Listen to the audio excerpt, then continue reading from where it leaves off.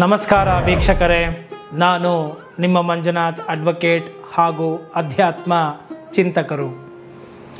ಇವತ್ತಿಂದ ನಾನು ಇಡೀ ಒಂದು ಭರತ ಖಂಡದಲ್ಲಿ ಹಿಂದೂ ಧರ್ಮದ ಸನಾತನ ಧರ್ಮದ ಪತಾಕೆಯನ್ನು ಆರಿಸಿದಂತಹ ವಿಶ್ವಗುರು ಆದಂತಹ ವಿವೇಕಾನಂದರ ಅಪ್ಪಟ ಗುರುಗಳಾದಂತಹ ಶ್ರೀರಾಮಕೃಷ್ಣ ಪರಮಹಂಸರ ಒಂದು ಜೀವನದಲ್ಲಿ ಅವರು ಬೋಧಿಸಿದಂತಹ ವಿಚಾರಗಳು ಏನು, ಜ್ಞಾನ ಏನು, ಅವರು ಈ ಒಂದು ಸಮಾಜಕ್ಕೆ ಕೊಟ್ಟಿರುವಂತಹ ಸಂದೇಶಗಳೇನು, ಈ ಒಂದು ಗುರು ಮಹಾರಾಜರ ರಾಮಕೃಷ್ಣ ಪರಮಹಂಸರ ಜೊತೆಯಲ್ಲಿ ಒಡನಾಟ ಇಟ್ಟುಕೊಂಡಂತಹ ವಿವೇಕಾನಂದರು, ಮಾಸ್ಟರ್ ಮಹಾಶಯ, ಹೀಗೆ ಹಲವಾರು ಗುರುಭಾಯಿಗಳು ಜೊತೆಯಲ್ಲಿ ಇದ್ದಾಗ ಅವರ ನಡುವೆ ನಡೆದಂತಹ ಪ್ರಶ್ನೋತ್ತರಗಳು ಮತ್ತು ಸಂದರ್ಭಗಳು, ಕೇಳಿದಂತಹ ಪ್ರಶ್ನೆಗಳು, ಅದಕ್ಕೆ ಗುರು ಮಹಾರಾಜರು ನೀಡಿದಂತಹ ಉತ್ತರಗಳು, ಇದನ್ನು ನಾನು PUCಯಲ್ಲಿ ಇದ್ದಾಗಲೇ ಈ ಒಂದು ರಾಮಕೃಷ್ಣ ಪರಮಹಂಸರ ವಚನವೇದ ಎಂಬುವಂತಹ ಗ್ರಂಥವನ್ನು ಪಾರಾಯಣ ಮಾಡಿದ್ದೆ. ಈಗ ಆ ಒಂದು ಗ್ರಂಥದಲ್ಲಿ ಇರುವಂತಹ ತಿರುಳನ್ನು ಎಕ್ಸ್ಟ್ರಾಕ್ಟ್ ಅಂತ ನಾವೇನು ಕರಿತೀವಿ, ತಿರುಳು, ಸಾರಾಂಶ, ಇದನ್ನು ನಾನು ಆಗಲೇ ಕೆಲವು ಪಾಯಿಂಟ್ಗಳ ಮುಖಾಂತರ ಮಾಡಿ ಇಟ್ಟಿದ್ದೆ. ಈಗ ಅದಕ್ಕೆ ಜೀವ ಕೊಡುವಂತಹ ಪ್ರಯತ್ನವನ್ನು ನನ್ನ ಕಕ್ಷಿದಾರರಿಗೆ ತಿಳಿಸುವಂತಹ, ನನ್ನ ಸಾರ್ವಜನಿಕರಿಗೆ, ನನ್ನ ವೀಕ್ಷಕರಿಗೆ ನಾನು ತಿಳಿಸಿಕೊಡಬೇಕು. ಆ ಶ್ರೀರಾಮಕೃಷ್ಣ ಪರಮಹಂಸರು ಬಹಳ ಪ್ರೀತಿಪೂರ್ವಕವಾಗಿ ಈ ಸಮಾಜಕ್ಕೆ ಕೊಟ್ಟಿರುವಂತಹ ಅತ್ಯದ್ಭುತವಾದಂತಹ ಜ್ಞಾನದ ಸೆಲೆ ಏನು, ಭಕ್ತಿಯ ಸೆಲೆ ಏನು, ಕರ್ಮದ ಸೆಲೆ ಏನು, ಒಬ್ಬ ಆಧ್ಯಾತ್ಮಿಕ ವ್ಯಕ್ತಿಯು ಹೇಗೆ ಇರಬೇಕು, ಅಧ್ಯಾತ್ಮ ಸಾಧನವನ್ನು ಹೇಗೆ ಮಾಡಬೇಕು ಅಂತ ಹೇಳಿ ಆ ಪರಮಹಂಸರು ನಮಗೆ ನೀಡಿರುವಂತಹ ಅತ್ಯುತ್ಕೃಷ್ಟವಾದಂತಹ ವಿಚಾರಗಳನ್ನು ನಾನು ನಿಮಗೆ ಸರಳವಾಗಿ ಹೇಳಬೇಕು. ನೀವು ಆ ಎಲ್ಲ ಘನೀಭೂತವಾದಂತಹ ವಿಷಯಗಳನ್ನು ತಿಳಿದುಕೊಳ್ಳಬೇಕು. ಸುಸಂಸ್ಕೃತ ನಾಗರಿಕರಾಗಿ, ಶಿಷ್ಟಾಚಾರ ಉಳ್ಳವರಾಗಿ, ಒಳ್ಳೆಯ ಒಂದು ಸಾಧನೆಯನ್ನು ಮಾಡಿ ಇಹ ಮತ್ತು ಪರ ಎರಡರಲ್ಲೂ ನೀವು ಯಶಸ್ವಿಯಾಗಬೇಕು. ಅದಕ್ಕೆ ಶ್ರೀರಾಮಕೃಷ್ಣ ಪರಮಹಂಸರ ಗುರುಕೃಪೆ ನಿಮ್ಮೆಲ್ಲರ ಮೇಲೆ ಬೀಳಬೇಕು ಅಂತ ಹೇಳ್ತಾ, ನಾನು ಅವರ ವಿಚಾರಧಾರೆಗಳನ್ನು ನನ್ನ ಅಲ್ಪಮತಿಗೆ ತಿಳಿದಿರುವಷ್ಟು ತಮ್ಮಲ್ಲಿ ಹೇಳ್ತಾ ಪ್ರಸ್ತುತಪಡಿಸ್ತಾ ನಾನು ಈ ಒಂದು ವಿಡಿಯೋವನ್ನು ಆರಂಭಿಸ್ತಾ ಇದ್ದೇನೆ. ಅವರ ಒಂದು ವಿಚಾರಧಾರೆಗಳನ್ನು, ವಚನ ವೇದದಲ್ಲಿ ಇರುವಂತಹ ವಿಚಾರಗಳನ್ನು ನಾನು ನಿಮಗೆ ಕೊಡ್ತಾ ಹೋಗ್ತೇನೆ. ಎಪಿಸೋಡ್ಗಳ ಮೇಲೆ ಎಪಿಸೋಡ್ಗಳ ಮುಖಾಂತರ ಕೊಡ್ತಾ ಹೋಗ್ತೇನೆ. ನೋಡಿ, ಈಗಾಗಲೇ ಕಳೆದ ಒಂದು 11-12 ಎಪಿಸೋಡ್ಗಳಲ್ಲಿ ನಾನು ಸನಾತನ ಧರ್ಮದ ಮೂಲಭೂತವಾದಂತಹ ವಿಚಾರಗಳನ್ನು ನೀಡ್ತಾ ಬಂದೆ. ಅದರಲ್ಲಿ ನಾನು ಸ್ಪಷ್ಟವಾಗಿ ಹೇಳಿದ್ದೆ, ಎಲ್ಲ ಗ್ರಂಥಗಳ ಆಧಾರ ಸ್ತಂಭಗಳಾಗಿರ್ತಕ್ಕಂಥ ಗ್ರಂಥಗಳನ್ನು ಮತ್ತು ಗುರುಗಳನ್ನು ಪರಿಚಯ ಮಾಡಿಕೊಡ್ತೇನೆ ಅಂತ ಹೇಳಿ, ಮತ್ತು ಅವರ ವಿಚಾರಧಾರೆಗಳನ್ನು, ಜ್ಞಾನವನ್ನು, ಅಜ್ಞಾನದ ಗಂಗೆಯನ್ನು ಹರಿಸ್ತೇನೆ ನನಗೆ ತಿಳಿದಿರುವಷ್ಟು ಮಟ್ಟಿಗೆ ಅಂತ ಹೇಳಿದ್ದೆ. ಈಗ ಪ್ರಥಮ ಬಾರಿಗೆ ನಾನು ರಾಮಕೃಷ್ಣ ಪರಮಹಂಸರ ವಿಚಾರಗಳನ್ನು ನಿಮ್ಮ ಮುಂದೆ ಪ್ರಸ್ತುತಪಡಿಸಬೇಕು. ನಂತರ ವಿವೇಕಾನಂದರ ವಿಚಾರಗಳನ್ನು ಪ್ರಸ್ತುತಪಡಿಸ್ತೇನೆ. ಹಾಗೆ ಮುಂದುವರಿತಾ ಹಲವಾರು ಗುರುಗಳನ್ನು ಹೇಳ್ತಾ ನಂತರ ಭಗವದ್ಗೀತೆ, ಹೀಗೆ ಹಲವಾರು ವಿಚಾರಗಳನ್ನು, ರಾಮಾಯಣ, ಮಹಾಭಾರತ, ಭಾಗವತ, ಬ್ರಹ್ಮಸೂತ್ರ, ಉಪನಿಷತ್ತು, ಹೀಗೆ ಹಲವಾರು ವಿಚಾರಗಳ ಬಗ್ಗೆಯೂ ಕೂಡ ನಾನು ಮಾತಾಡ್ತಾ ಹೋಗ್ತೇನೆ. ಇಡೀ ವೇದಾಂತವನ್ನು, ಉಪನಿಷತ್ತುಗಳ ಸಾರವನ್ನು ಬಹಳ ಸರಳವಾಗಿ ಪ್ರತಿಯೊಬ್ಬ ಸಾಮಾನ್ಯ ಮನುಷ್ಯನಿಗೂ ಅರ್ಥವಾಗುವ ಹಾಗೆ ಭಾವನಾತ್ಮಕವಾಗಿ ಹೇಳಿದ್ದು ಶ್ರೀರಾಮಕೃಷ್ಣ ಪರಮಹಂಸರು, ಗುರು ಮಹಾರಾಜರು. ಅವರ ವಿಚಾರಧಾರೆಗಳನ್ನು ನಾನು ಮೊದಲಿಗೆ ತೆಗೆದುಕೊಳ್ತೇನೆ. ನೋಡಿ, ಕಳೆದ ಸಂಚಿಕೆಗಳಲ್ಲಿ ನಾನು ಈ ಒಂದು ಪರಮಾತ್ಮನನ್ನು ಸೇರಲು ಅಥವಾ ಮನುಷ್ಯನ ಪರೋತ್ಕೃಷ್ಟವಾದಂತಹ ಗುರಿಯನ್ನು ಮುಟ್ಟಲು ಹಲವಾರು ಮಾರ್ಗಗಳಿದೆ. ಆ ಮಾರ್ಗದ ಮುಖಾಂತರ ತಮಗಿಷ್ಟ ಬಂದಂತಹ ಮಾರ್ಗದ ಮುಖಾಂತರ ಅವರಿಗೆ ಸ್ವಾಭಾವಿಕವಾಗಿ ಎಟುಕುವಂತಹ ನಿಟ್ಟಿನಲ್ಲಿ ಅವರು ಸಾಧನೆಯನ್ನು ಮಾಡ್ತಾ ಹೋಗ್ಬೋದು ಅಂತ ಹೇಳಿದ್ದೆ. ಈ ಒಂದು ವಿಡಿಯೋದಲ್ಲಿ ನೀವು ಒಂದು ಸಾಧನೆಯನ್ನು ಮಾಡ್ತಾ ಹೋಗ್ತಾ ಇರ್ತೀರಾ, ಆ ಒಂದು ಮಾರ್ಗದಲ್ಲಿ ನೀವು ದಾರಿ ತಪ್ಪಿಡ್ತೀರ ಎಲ್ಲೋ. ಆಗ ನಾವೇನು ಮಾಡೋದು? ನಮ್ಮನ್ನು ಆ ಒಂದು ಗುರಿ ಕಡೆಗೆ ಯಾರು ಕರ್ಕೊಂಡು ಹೋಗ್ತಾರೆ? ನಾನು ಹೋಗ್ತಾ ಇರ್ತಕ್ಕಂಥದ್ದು ನಿಜವಾಗಿಯೂ ಸರಿಯಾದ ಮಾರ್ಗನಾ, ಅಥವಾ ಇದು ನನಗೆ ನಿಜವಾಗಿಯೂ ಸರಳವಾಗಿ ನೈಸರ್ಗಿಕವಾಗಿ ನಾನು ಮಾಡಬಲ್ಲೆನಾ? ಇದು ನನಗೆ ಸರಳವಾಗಿದೆಯಾ ಅಥವಾ ಕಠಿಣವಾಗಿದೆಯಾ? ಹೀಗೆ ಗೊಂದಲಗಳು ಬಂದುಬಿಡುತ್ತೆ ಸಾಧನೆಯ ಪಥದಲ್ಲಿದ್ದಾಗ. ಕೆಲವರು ಭಕ್ತಿ ಮಾರ್ಗದಲ್ಲಿ ಹೋಗ್ತಾ ಇರ್ತಾರೆ, ಇನ್ಯಾರ್ದು ಪ್ರವಚನಗಳನ್ನು ಕೇಳ್ತಾರೆ, ಅಲ್ಲಿ ಜ್ಞಾನ ಮಾರ್ಗಕ್ಕೆ ಚೇಂಜ್ ಆಗ್ತಾರೆ, ತಿರ್ಗಿ ಅಲ್ಲೇನೋ ಜ್ಞಾನ ಮಾಡ್ತೀನಿ ಅಂತ ಹೋಗ್ತಾರೆ, ತಿರ್ಗಿ ಇನ್ಯಾವುದು ಧ್ಯಾನ ಮಾರ್ಗ ನೋಡ್ತಾರೆ, ಅಲ್ಲಿ ಅಟ್ರಾಕ್ಟ್ ಆಗ್ತಾರೆ, ಯೋಗಾಸನ ಮಾಡ್ತೀನಿ ಅಂತ ಹೋಗ್ತಾರೆ, ಧ್ಯಾನ ಮಾಡ್ತೀನಿ ಅಂತ ಹೋಗ್ತಾರೆ, ತಿರ್ಗಿ ಇನ್ಯಾರನ್ನೋ ನೋಡ್ತಾರೆ, ಅಲ್ಲಿ ಮಂತ್ರಗಳು ಅದು ಇದು ಇನ್ನೇನೋ ಒಂದು ಹೇಳ್ತಾ ಇರ್ತಾರೆ, ಮಾಟ ಮಂತ್ರಗಳು ಇವೆಲ್ಲ ಮಾಡ್ತಾ ಇರ್ತಾರೆ, ತಾಂತ್ರಿಕ ವಿದ್ಯೆಗಳನ್ನ ಮಾಡ್ತಾರ ನೋಡ್ತಾರೆ, ಅಲ್ಲಿ ಇನ್ನೇನೋ ಮಾಡ್ತೀನಿ ಕಲಿತೀನಿ ಅಂತ ಹೊರಟೋಗ್ತಾರೆ.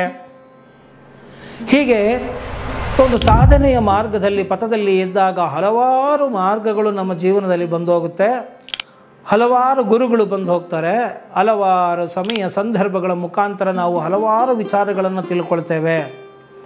ತಿಳ್ಕೊಂಡು ಗೊಂದಲದಲ್ಲಾಗಿ ಕೊನೆಗೆ ನಾವು ಯಾವ ಮಾರ್ಗವನ್ನೂ ಮಾಡದವರಾಗಿ ಬಿಡ್ತೇವೆ. ಎಲ್ಲವನ್ನೂ ಕೂಡ ಅಲ್ಪ ಸ್ವಲ್ಪ ಅಲ್ಲಿಷ್ಟು ಇಲ್ಲಿಷ್ಟು ಅಲ್ಲಿಷ್ಟು ಅಂತ ಹೇಳಿ ಮಾಡ್ತಾ ಬರ್ತಾ ಇರ್ತೇವೆ. ಹೀಗೆ ನಾನು ಗೊಂದಲಕ್ಕೆ ಈಡಾದಾಗ ನನಗೆ ದಾರಿ ತೋರಿಸೋರು ಯಾರು? ನನಗೆ ಹೇಗೆ ನೀನು ಇದೇ ಮಾರ್ಗದಲ್ಲಿ ಹೋಗು ಅಂತ ಹೇಳಿ ಯಾರು ಹೇಳ್ತಾರೆ?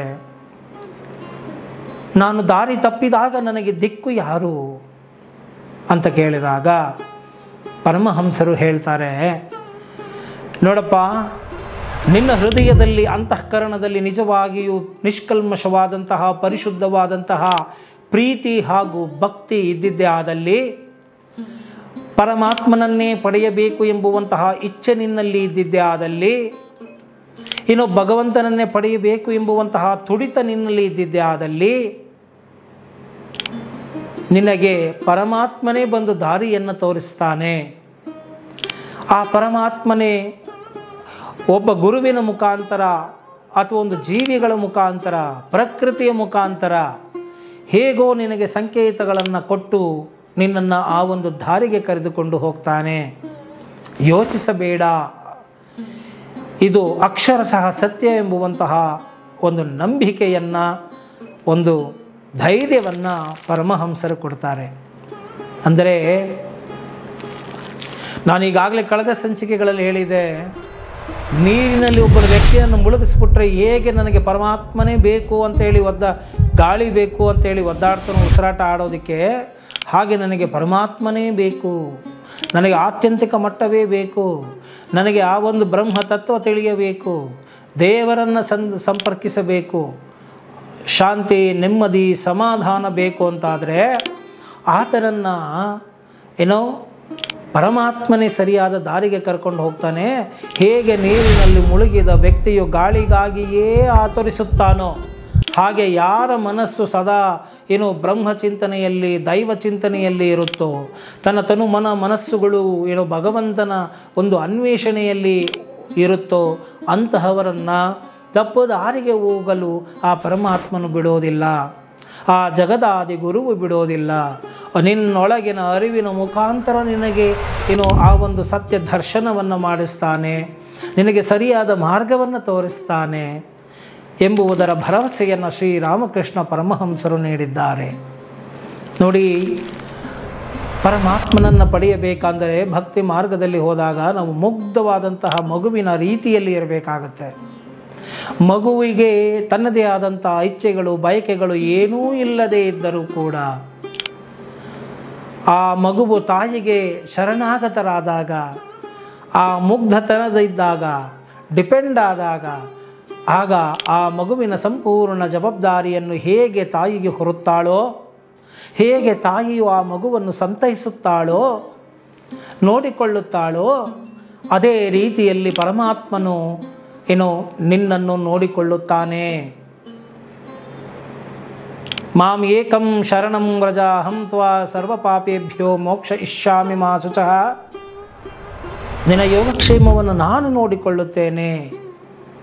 ಶರಣಾಗತರಾಗಿದ್ದೆ ಆದಲ್ಲಿ ಮಾಂ ಏಕಂ, ಅನ್ಯ ಆಕರ್ಷಣೆಗಳಿಗೆ ಒಳಗಾಗದೆ ಪರಮಾತ್ಮನನ್ನೇ ಬಯಸಿದ್ದೆ ಆದಲ್ಲಿ, ನಿಜವಾದ ಭಕ್ತಿ ಜ್ಞಾನ ನಿನ್ನಲ್ಲಿ ಇದ್ದಿದ್ದೇ ಆದಲ್ಲಿ, ಸತ್ಯಾನ್ವೇಷಣೆಯೇ ನಿನ್ನ ಮುಖ್ಯ ಆದ್ಯ ಗುರಿಯಾಗಿದ್ದೇ ಆದಲ್ಲಿ ಪರಮಾತ್ಮನೇ ನಿನಗೆ ಗುರುವಾಗಿ ಬರ್ತಾನೆ ಮತ್ತು ಆತನೇ ನಿನಗೆ ದಾರಿಯನ್ನು ತೋರಿಸುತ್ತಾನೆ.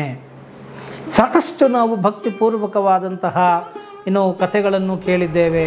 ಕನಕದಾಸರದಾಗಬಹುದು, ಪುರಂದರದಾಸರದಾಗಬಹುದು, ಸಂತ ತುಕಾರಾಮರದಾಗಿರ್ಬೋದು, ಭಕ್ತ ಚೈತನ್ಯ ಆಗಿರಬಹುದು, ಸಾಕಷ್ಟು ಅಕ್ಕಮಹಾದೇವಿಯವರದಾಗಿರಬಹುದು, ಹೀಗೆ ಹಲವಾರು ತುಳಸಿ ಮಾತೆದಾಗಿರಬಹುದು, ಹೀಗೆ ಹಲವಾರು ಸಂತರುಗಳನ್ನು ಅವರ ಒಂದು ಜೀವನವನ್ನು ಅವರ ಕಥೆಗಳನ್ನು ನೀವು ಕೇಳಿದ್ದೇ ಆದಲ್ಲಿ ಗೊತ್ತಾಗುತ್ತೆ ಪರಮಾತ್ಮನೇ ಗುರುವಾಗಿ ಬರ್ತಾನೆ. ಯಾರೋ ನನ್ನನ್ನು ತಪ್ಪು ದಾರಿಗೆ ಕರ್ಕೊಂಡು ಹೋಗಿಬಿಡ್ತಾ ಇದ್ದಾನೆ, ಈತ ಯಾರೋ ಗುರುವೇ ಸರಿ ಇಲ್ಲ, ಗುರು ಸರಿ ದಾರಿಗೆ ಕರ್ಕೊಂಡು ಹೋಗ್ತಾ ಇಲ್ಲ ಅಂತಾದರೆ, ಗುರುವೇ ಸರಿ ಇಲ್ಲದಿದ್ದರೂ ಸಹ ನಿನ್ನೊಳಗೆ ನಿಜವಾಗಿಯೂ ಆ ಒಂದು ಶ್ರದ್ಧೆ ಭಕ್ತಿ ಇದ್ದಿದ್ದೇ ಆದಲ್ಲಿ ಆ ಗುರುವನ್ನು ನೀನು ಬಿಟ್ಟು ಬೇರೆಯೊಬ್ಬರ ಕಡೆಗೆ ಹೋಗುವ ರೀತಿಯಲ್ಲಿ ನಿನ್ನ ಚಿತ್ತವನ್ನು ಪರಮಾತ್ಮನೇ ಪ್ರೇರೇಪಿಸುತ್ತಾನೆ ಮತ್ತು ನಿನಗೆ ಸರಿಯಾದ ಮಾರ್ಗವನ್ನು ಆತನೇ ತೋರಿಸುತ್ತಾನೆ. ಆ ತರಹದ ಸಂದರ್ಭಗಳನ್ನು ಆತನೇ ಸೃಷ್ಟಿ ಮಾಡಿಕೊಡುತ್ತಾನೆ. ನಮಗೆ ನಂಬಿಕೆ ಇರಬೇಕಷ್ಟೆ. ಸರ್ವಜ್ಞ ಸರ್ವವ್ಯಾಪಿ ಆಗಿರುವಂತಹ ಆ ಒಂದು ಸರ್ವಾಂತರ್ಯಾಮಿಯನ್ನು ನಾವು ನಂಬಿದ್ದೇ ಆದಲ್ಲಿ ಪರಮಾತ್ಮನೇ ನಮಗೆ ದಾರಿಯನ್ನು ತೋರಿಸಿಕೊಡ್ತಾನೆ. ಹೇಗೆ ಮಗುವಿನ ಸಕಲ ಸೌಕರ್ಯಗಳು ತಾಯಿಯಿಂದ ಮಾಡಲ್ಪಡುತ್ತದೋ ಹಾಗೆ ಮುಗ್ಧ ಮಗುವಿನ ರೀತಿಯಲ್ಲಿ ಕಪಟವಿಲ್ಲದೆ, ಸ್ವಾರ್ಥವಿಲ್ಲದೆ, ಕಲ್ಮಶವಿಲ್ಲದೆ ಪರಮಾತ್ಮನನ್ನು ಶರಣಾಗತರಾದಂತಹ ಭಕ್ತಾದಿಗಳು ಭಗವಂತನಿಗೆ ಮಕ್ಕಳ ಸಮಾನ. ಅಂತಹ ಮಕ್ಕಳ ಪಾಲನೆ ಪೋಷಣೆಯನ್ನು ಆ ಪರಮಹಂಸರೇ ಮಾಡ್ತಾರೆ. ಆ ಒಂದು ಗುರುವಿನ ಮುಖಾಂತರ ಆ ಒಂದು ಪರಮಾತ್ಮನೇ ಬಂದು ನಮ್ಮನ್ನು ನೋಡಿಕೊಳ್ತಾನೆ. ಪರಮಾತ್ಮನು ನಮಗೆ ಬೇಕಾದದ್ದನ್ನು ಸೃಷ್ಟಿ ಮಾಡಿಸಿಕೊಡ್ತಾನೆ. ಇದನ್ನು ಗಾಢವಾಗಿ ನಂಬಬೇಕು. ನಮ್ಮ ಶುದ್ಧಿ ಚಿತ್ತ ಇದೆಲ್ಲವೂ ಕೂಡ ಚಿತ್ತ ಶುದ್ಧಿಯಾಗಿದ್ದೇ ಆದಲ್ಲಿ, ಮನಃಶುದ್ಧಿಯಾಗಿದ್ದೇ ಆದಲ್ಲಿ ಮುಮುಕ್ಷುತ್ವ ಅಂತ ಹೇಳ್ತೀವಿ. ಮೋಕ್ಷು ಇಚ್ಛಾನ್ ಮುಮುಕ್ಷುತ್ವ, ಆ ಒಂದು ಪ್ರಬಲವಾದ ಇಚ್ಛೆ ನಮ್ಮಲ್ಲಿ ಇದ್ದಿದೆ ಆದಲ್ಲಿ ಪರಮಾತ್ಮನೇ ದಾರಿ ತೋರಿಸ್ತಾನೆ. ನೀವು ದಾರಿಗಳಲ್ಲಿ ಕನ್ಫ್ಯೂಷನ್ ಆದರೆ ಎಂಬುವಂತಹ ಮಾತನ್ನು ಇಲ್ಲಿ ಹೇಳ್ತಾ ಇದ್ದಾನೆ. ನೋಡಿ, ಒಂದು ಮಗು ಬೀದಿಯಲ್ಲಿ ನಿಂತು ಅಳ್ತಾ ಇದ್ದರೆ, ಅಯ್ಯೋ ನನಗೆ ದಾರಿ ಗೊತ್ತಿಲ್ಲ, ಅಪ್ಪ ಇಲ್ಲ ಅಮ್ಮ ಇಲ್ಲ ಅಂತ ಇದ್ದರೆ, ಯಾರೋ ಒಬ್ಬರು ಬರ್ತಾರೆ, ಆ ಮಗುವನ್ನು ಎತ್ತುತ್ತಾರೆ, ಮುದ್ದಾಡ್ತಾರೆ.